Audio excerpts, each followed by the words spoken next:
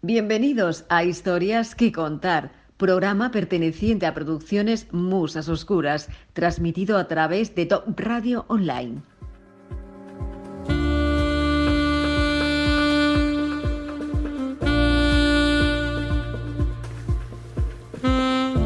Y es que siempre hay historias que contar, historias que contar, que dar a conocer, historias de acontecimientos, de personajes, de hechos, de momentos, historias en definitiva que pretendemos rescatar mes a mes en este programa de radio, que solo tiene un objetivo, que es entretener, que es que lo pases bien, que te diviertas y, si es posible, incluso después de escucharlo, que sepas más, que investigues, que busques, que conozcas, que amplíes. En definitiva, que esas historias que te hemos contado te permitan ampliar tus miras y saber más de todo lo que nos rodea, de lo que pasó, de lo que está pasando y de lo que puede pasar. Así que, bienvenido a este nuevo programa de Historias que Contar, donde tendremos interesantes contenidos. Así, por ejemplo, hablaremos con el autor pacense José Luis Gil Soto, que nos contará cosas relacionadas con las 3 novelas que ha escrito hasta el momento. 3 novelas la mar de interesantes, todas ellas históricas, y que seguro te despiertan tu curiosidad. Asimismo, volveremos a tener nuestra cita con nuestra bloguera de cabecera, con Eva María Martín, del blog La Historia en Mis Libros, que este mes de nuevo nos trae 3 lecturas que seguramente llamarán tu atención. Y muchas cosas más, y alguna que otra sorpresa. Sorpresa en forma de historia. Porque siempre hay historias que contar.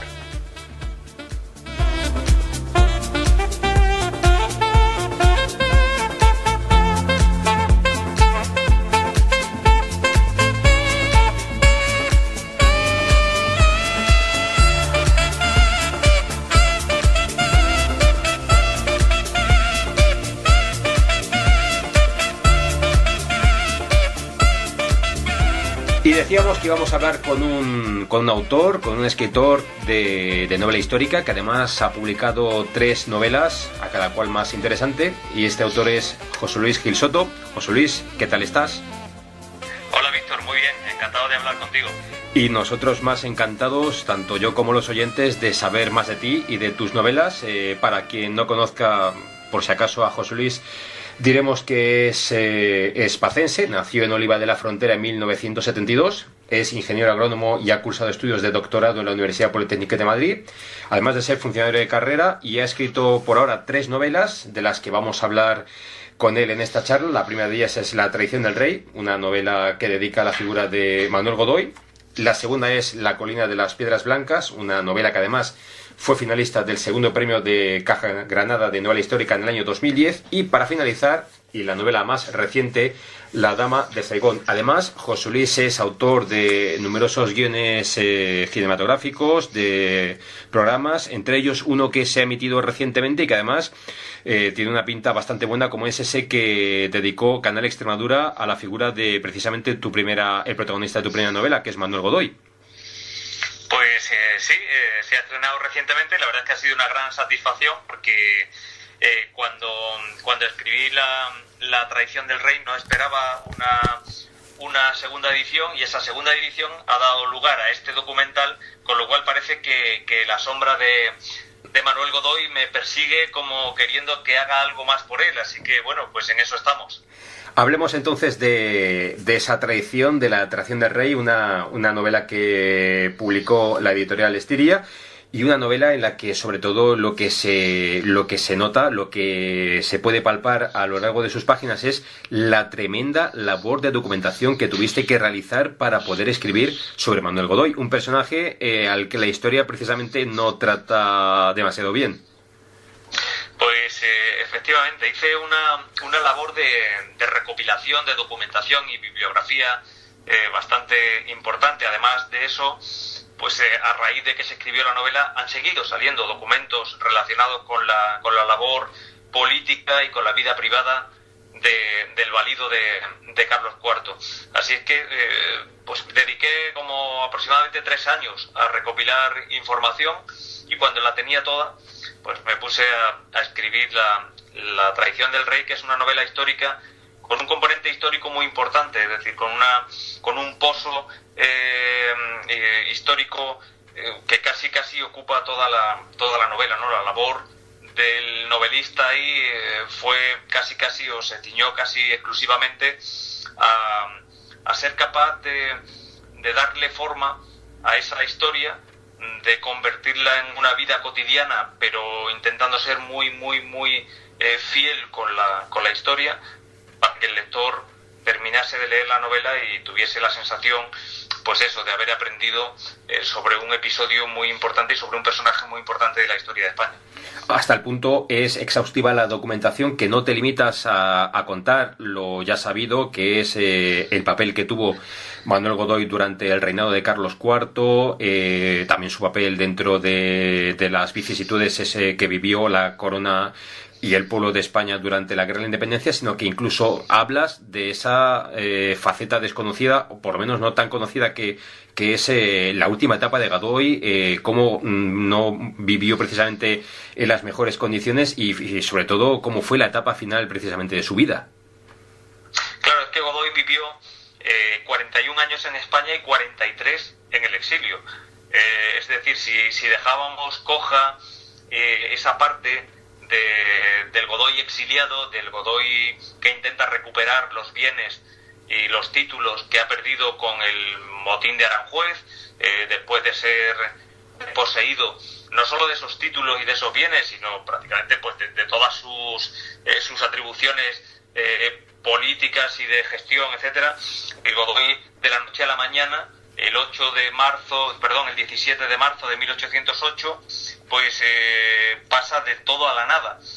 A partir de ese momento, en libertad, no vuelve a pisar territorio español.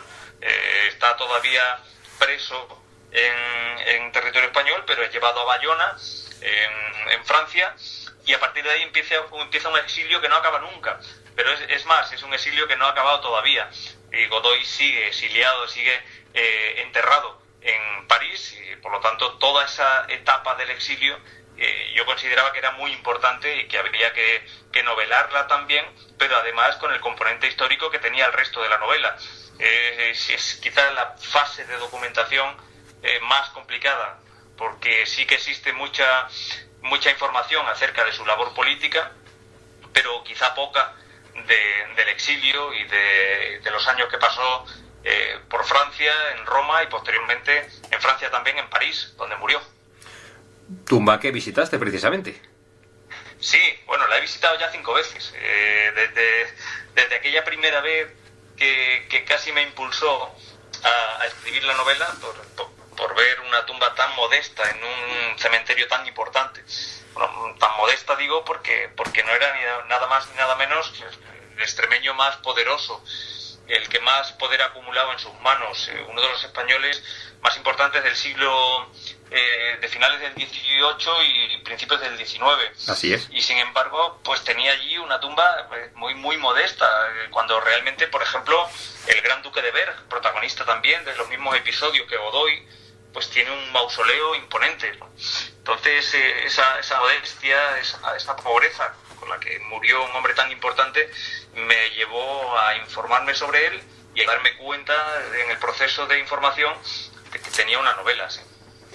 Esto fue en el año 2008, cuando, además, que fue el año en que nos conocimos personalmente en Badajoz, cuando sí se editó esta novela, La traición del rey, y 2 años después, en este caso, vuelves a la novela histórica.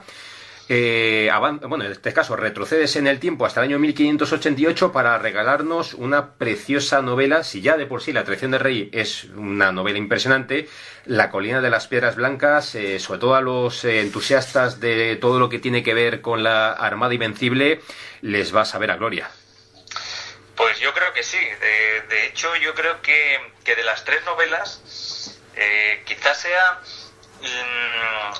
a ver, esto es como los hijos, y uno efectivamente quiere las novelas exactamente igual, y a cada una le ve uno los defectos que le ve como autor y también las virtudes, pero quizá La colina de las piedras blancas, y tal vez por eso fue finalista del Premio Caja Granada de novela histórica, tiene un ritmo especial y un componente especial, porque trata un hecho histórico desde un punto de vista quizá diferente al como se ha tratado en otras novelas o en películas o en documentales, etcétera, porque me centro no ya en el episodio de la Armada Invencible, que también, sino además voy un poco más allá y quise centrarme en los avatares de los náufragos de la Armada Invencible en Irlanda.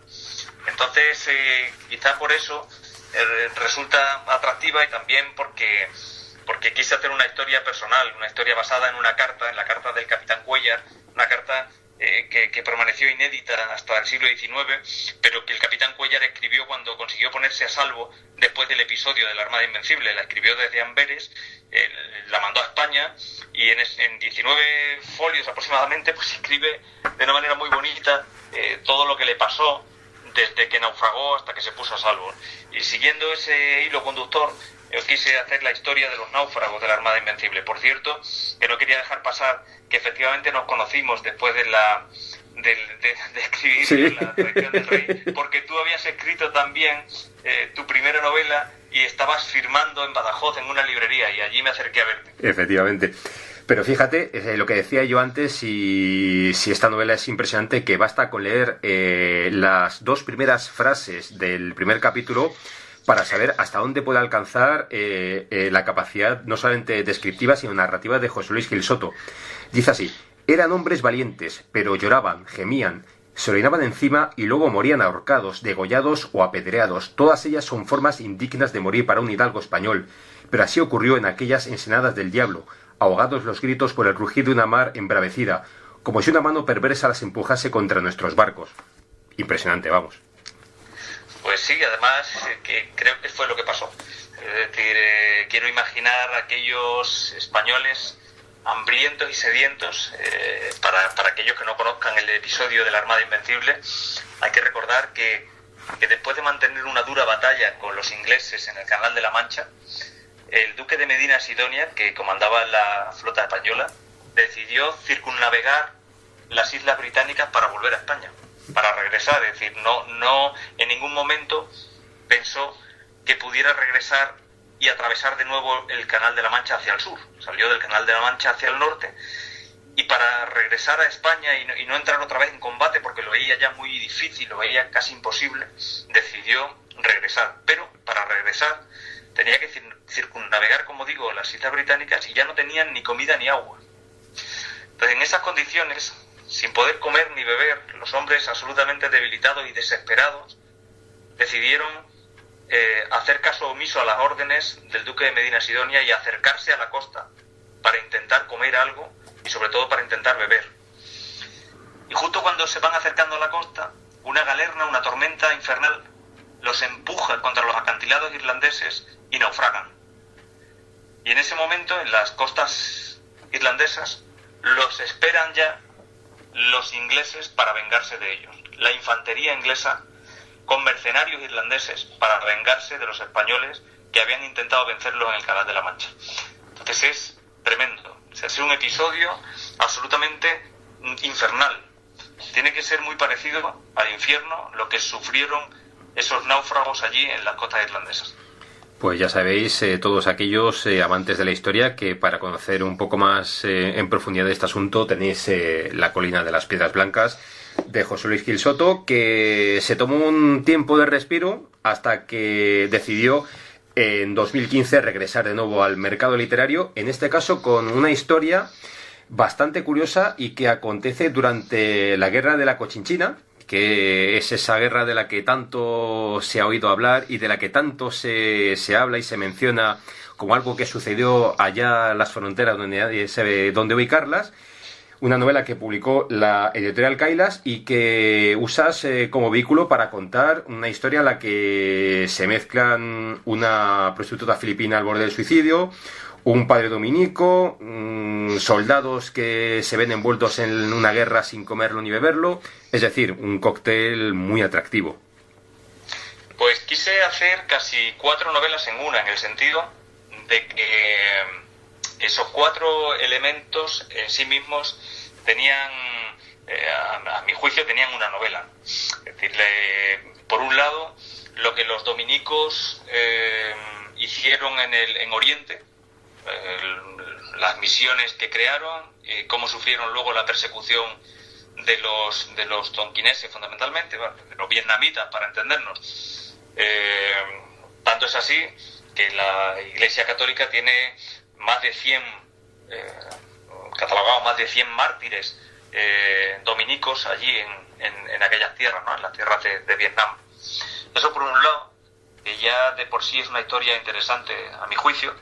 Por otro lado, la historia de la burguesía gaditana del siglo XIX, cómo se asentaron ahí bodegueros ingleses, navieros venidos del norte, cómo floreció en Cádiz un comercio y cómo florecieron unas flotas que hicieron las rutas no solo de América, sino también de Oriente. También es muy, muy interesante esa historia y quise introducirla también en la novela. Por otro lado, la colonización filipina de España hasta el final, pero sobre todo en el siglo XIX, cómo la infantería española se vio envuelta en un cuarto componente de la novela, que fue en la Guerra de la Cochinchina.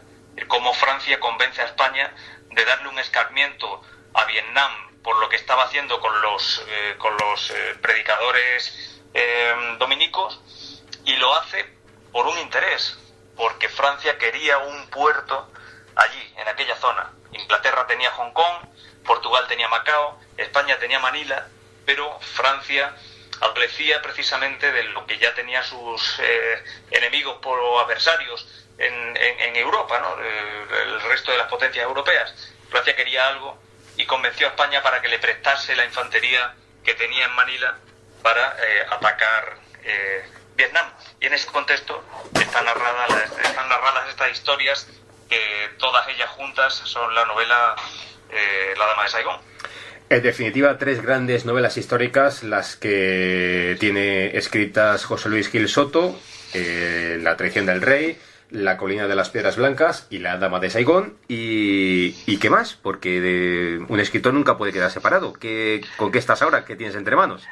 Pues mira, por primera vez me he aventurado con algo que aunque no es histórico, podría asimilarse a la edad media centroeuropea,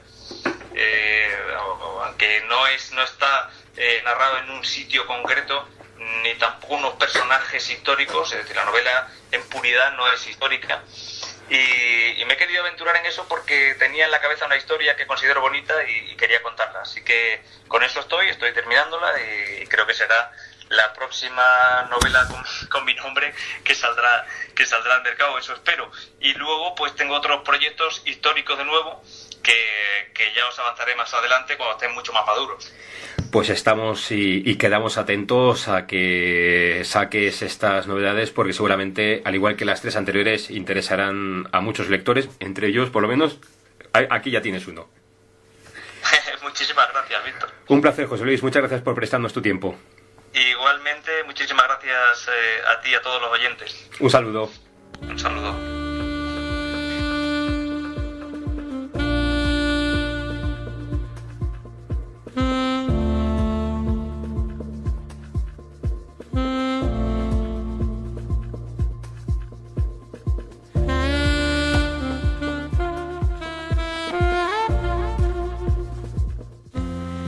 Y ahora llega el momento de recordar, de volver la vista atrás y de marcharnos a uno de esos instantes de la historia que tanto nos gusta recordar en este programa. En esta ocasión nos marchamos hasta el año 1601, hasta la ciudad de Madrid, y a un despacho en el que se encuentran el rey Felipe III y su valido Francisco de Rojas y Sandoval, el duque de Lerma. ¿A Valladolid? ¿Y por qué no? El que primero preguntó miraba al segundo con cara de extrañeza. Valladolid. Con lo a gusto que estaba en Madrid él, Felipe III, dueño de las Españas y de buena parte del mundo conocido, aunque ese mundo comenzara a desangrarse poco a poco, levantamiento tras levantamiento. Pero Francisco de Rojas y Sandoval, que era duque de Lerma y además su valido, lo tenía cristalino. Sí, Valladolid. Se mantuvo firme en su postura. Una ciudad nueva y pequeña para comenzar de nuevo. Una corte con lo que vos queráis tener alrededor, señor. Seréis rey de verdad. No termináis de ver con buenos ojos a mi señora tía. A doña María, respondió el de Lerma sin dilación. Bien recluida está en el convento de las Reales Descalzas. Pero lo digo por vos. Sed rey de verdad. Alejaos de Madrid. Felipe III comenzó a dar vueltas por su despacho. A su espalda, Francisco de Rojas y Sandoval contenía el repentino malestar que le asaltó. Claro que no podía ver a aquella bruja tía del rey.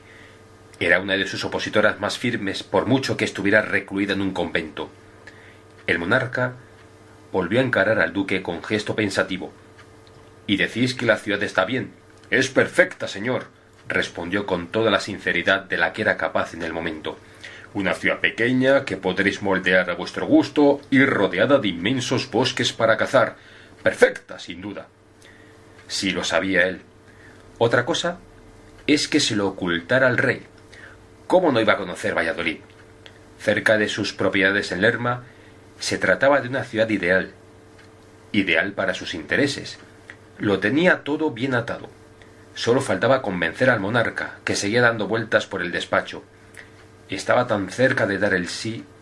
El duque aparentaba serenidad y tranquilidad por igual, pero su interior era un ejército de mariposas chocando contra todo y contra todas.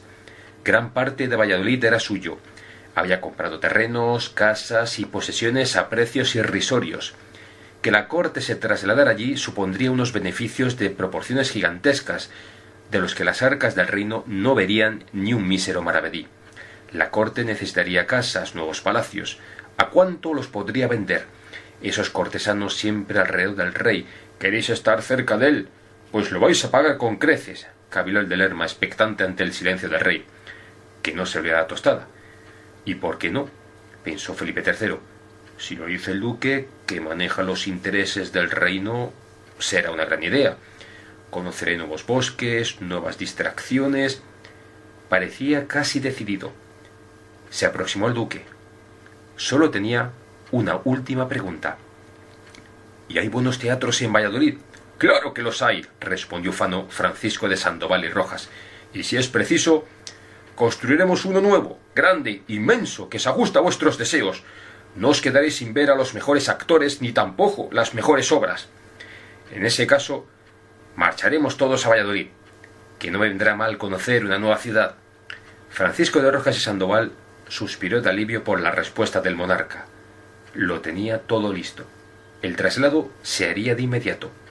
Estaba satisfecho, muy satisfecho. No lo podía ocultar. El 10 de enero de 1601, Felipe III trasladó de la corte de Madrid a Valladolid por consejo de su valido, el duque de Lerma, ciudad a la que volvería en 1606, también por consejo del valido. Una operación de pura especulación urbanística que le reportaría incalculables beneficios al duque. De casta viene el galgo.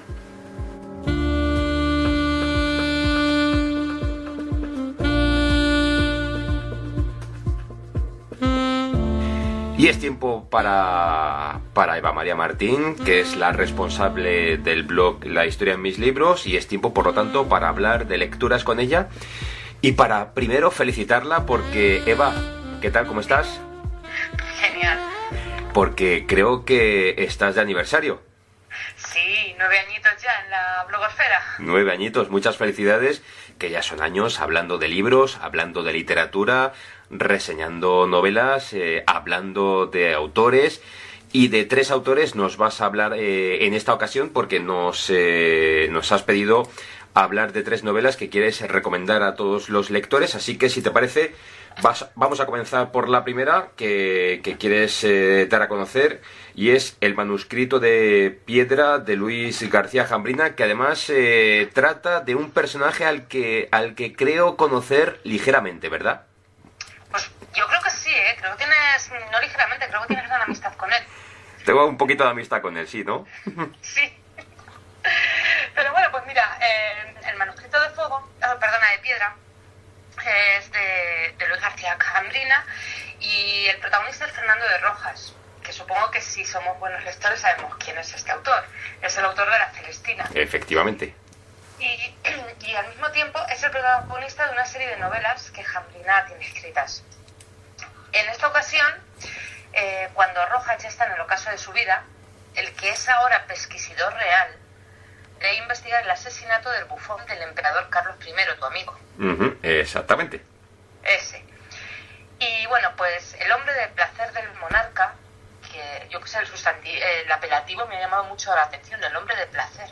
Fíjate. Pero bueno, es un bufón, vaya. Exactamente.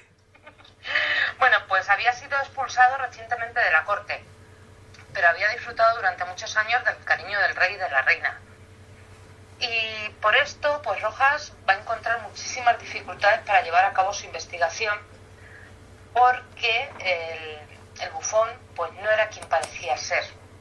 Entonces tiene muchas rencillas que Rojas tiene que pelear para averiguar. Y además va a poner su vida en peligro en más de una ocasión. Oh. Vaya, es una novela muy entretenida, me ha encantado. Y lo bueno de esta novela es que el autor sabe combinar lo que es la historia, no deja en muy buen papel a tu amigo, te aviso ya. Sí, en muy buen lugar. Exactamente, me lo figuraba. Pero bueno, pero aprendes muchas cosas. Y bueno, combina la historia con la intriga de una forma muy hábil y tiene además el punto máximo, el punto mejor del autor, en que describe perfectamente a la corte, a las tabernas de la época, los caminos, y estamos hablando del siglo XVI. Una gran labor de documentación, desde luego. Sí. Y bueno, para animar a los lectores, pues puedo decir que no es necesario leer las novelas anteriores. Yo, por ejemplo, no las he leído y no he tenido problema para meterme en esta novela. Es muy entretenida y yo creo que va a gustar. Muy bien, así que esta es la primera novela que recomiendas este mes, El manuscrito de piedra de Luis García Jambrina. Y vamos con la siguiente, que es El fabricante de muñecas de R.M. Romero. ¿Qué te ha parecido esta novela? Ay, es una novela preciosa. Me ha encantado. Me ha sorprendido muchísimo pues porque es muy novedosa y os voy a contar por qué. Mezcla el cuento y la fantasía con el horror más absoluto de la Cracovia de 1940. Que ya era horrorosa de por sí con la invasión de los nazis. Exactamente. Entonces, pues a mí me ha sorprendido por eso, porque nos parece que nos está contando un cuento y sin embargo nos mete en una guerra. La protagonista es Carolina. Es una muñeca que ha huido del país de las muñecas porque estaba en guerra. Se habían invadido las ratas. Y llega gracias a un soplo de viento mágico a Cracovia, a la tienda de un fabricante de muñecas. La sorpresa es mayúscula cuando descubrimos que la muñeca habla y siente. Pero todo esto no le quita el dramatismo a la situación de la ciudad de Cracovia, que ha sido invadida por los nazis y donde cada día desaparecen personas. En la novela también harán acto de aparición un músico judío y un nazi terriblemente malo, como cualquiera de ellos, que encima hace magia. Vaya. Pero no de la buena, vaya. De la mala. Porque, exactamente, no es un mago, es un brujo, como todos los nazis. Y bueno, pues es una novela que me ha gustado muchísimo porque la he visto original, porque aunque vuelves a vivir el horror del nazismo, lo hace de una forma diferente. La comparan con El niño del pijama de rayas y bueno, pues yo creo que las comparaciones son odiosas. Cada una es... A largos pueden hablar del holocausto, pero son diferentes.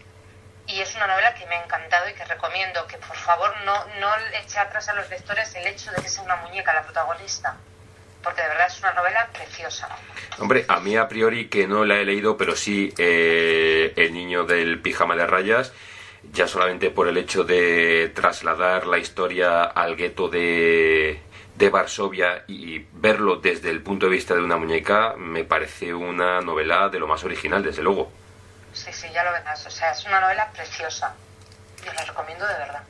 Muy bien, y terminamos el repaso a las novelas que haces en tu blog La historia de mis libros con La sinfonía del tiempo de Álvaro Arbina. ¿Qué nos puedes contar? Sí. Bueno, pues Álvaro Arbina es la segunda novela de este joven autor. Tiene solo 27 años. La primera novela ya fue un éxito, La mujer del reloj. Y yo pensaba que no podía llegar más alto, pero bueno, en esta novela es que lo borda. Es una novela recién sacada a la venta. Y quiero convenceros de que la leáis, porque creo que os va a enamorar. En la Sinfonía del Tiempo nos encontramos con dos historias. Una se da lugar en el último tercio del siglo XIX y la otra en 1914. Ajá. En el primer hilo tenemos como protagonista a Arnaud. Es un bastardo al que su padre se lo lleva a vivir con su familia legal, por llamarlo de alguna manera. Allí Arnaud crecerá con el amor de su progenitor y con el odio de su madrastra. Y en esta época en que la historia de España es muy movida... Bastante, siglo XIX bastante. Exacto. Pues también lo es la vida del protagonista, porque bueno, pues luchará en las guerras carlistas, será capitán de un barco, se verá metido en un lío tremendo que no os quiero contar, porque es una sorpresa dentro de la novela. Y bueno, pues este protagonista también se enamorará, pero el destino le va a jugar una terrible jugada, ¿vale? Le va a decepcionar totalmente. Luego el segundo hilo es en 1914 y conoceremos a Elsa Craig, que espera el regreso de su marido en Londres, y su marido supuestamente había marchado a París a vender sus pinturas, pero nadie sabe nada de él. Total, que la mujer que está embarazada pues ya se cansa de esperar y cree que, aunque la gente piensa que su marido le ha engañado y le ha abandonado, ella está segura de que no, y empieza a seguir unas pistas que la llevarán hasta Bilbao, donde ella vivía antes con su familia. Ella era de Bilbao. Y bueno, pues quiero destacar que Álvaro Urbina me ha recordado mucho a Dickens, cuando describe las condiciones de los astilleros vascos y de las vidas de sus familias. Ve esa oscuridad, esa pobreza, ese dolor, lo describe genial. O sea que no solamente transmite la historia del siglo XIX, sino que incluso se empapa de esa atmósfera que envolvía a ese siglo. Sí, y no solo eso, porque además, bueno, a mí esta novela, no es que yo lo supiera, pero me ha hecho, no sé cómo reaccionar a ello. Me ha demostrado la cantidad de inventos que hubo en el siglo XIX y que han llegado hasta nuestros días. Desde el telégrafo hasta la fotografía, pero de una manera más moderna. El acero, o sea, el siglo XIX es un siglo riquísimo en todo. Y bueno, pues la Sinfonía del Tiempo estoy segura de que va a hechizar a los lectores, porque es una novela redonda, es una historia de fantasmas, de intriga, de memoria y un retrato precioso del siglo XIX. Muy bien, pues recapitulamos entonces: El manuscrito de piedra de Luis García Jambrina, El fabricante de muñecas de R.M. Romero, y has finalizado con La Sinfonía del Tiempo de Álvaro Urbina. Es decir, que has tenido un mesecito, la verdad es que interesante en lo que a lectura se refiere. Sí, la verdad es que sí. Bueno, pues ya sabes, te toca ir preparando las del próximo mes. ¿Por dónde van a ir los tiros? Pues por ahora no tengo ni idea, porque estoy leyendo algo de Negra. No sé, creo que me voy a situar en la Primera Guerra Mundial un poquito. Entonces la cosa promete. Eva, sí. Un auténtico placer como siempre, muchas gracias. Muchas gracias a ti, Víctor. Un beso. Un beso.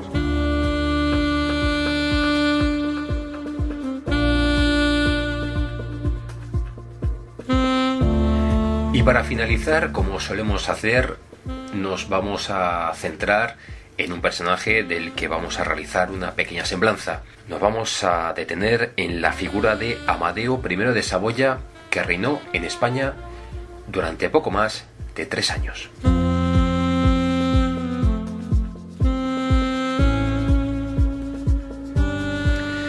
Para verlas, de esas escenas que no se olvidan en la vida, de esas caras que darías lo que fuera por verlas, la de Amadeo I de Saboya, duque de Aosta, hijo de Víctor Manuel II, que acabaría siendo lo que él no pudo ser, o no le dejaron, o lo que es lo mismo, rey en Italia, poniendo pie en el puerto de Cartagena, hollando tierra española, la tierra de ese país que lo había elegido rey, esa cara, ese rostro circunspecto del que aún no sabe dónde se mete, aunque se lo hayan avisado antemano. Esa España, le habrían dicho. Ruido de sables, generales con una afición desmedida por el mando, y cuando se tercia, políticos que se arriman al calor de un poder que no sueltan ni con agua hirviendo. Esa España, Amadeo, es la que te va a tocar reinar. lo pensaría dando sus primeros pasos por el país que lo había escogido para dirigir su destino.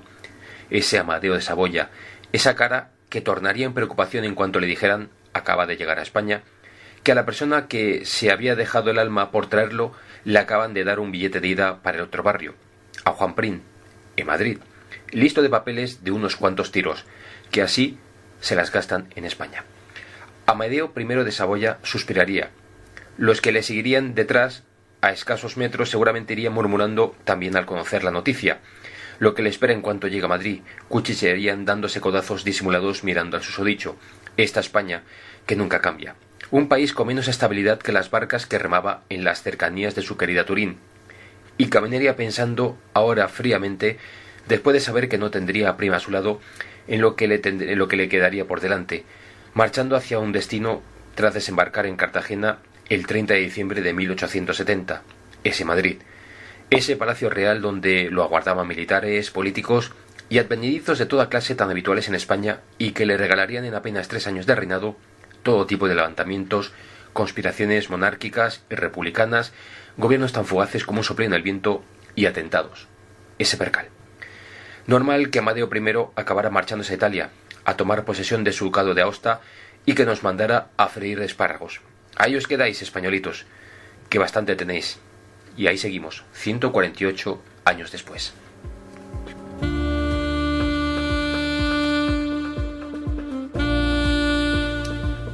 Y hasta aquí llegó el programa de hoy. Programa en el que hemos tenido tiempo para hablar de libros, con Eva María Martín y sus recomendaciones, también con José Luis Gil Soto, que nos ha hecho una semblanza de las 3 novelas que ha publicado hasta el momento. Hemos hablado de Amadeo de Saboya, hemos recordado a ese personaje en todos los sentidos que fue Francisco de Rojas y Sandoval, el duque de Lerma, y habrá más en el próximo programa porque, como siempre, aún quedan muchas historias que contar.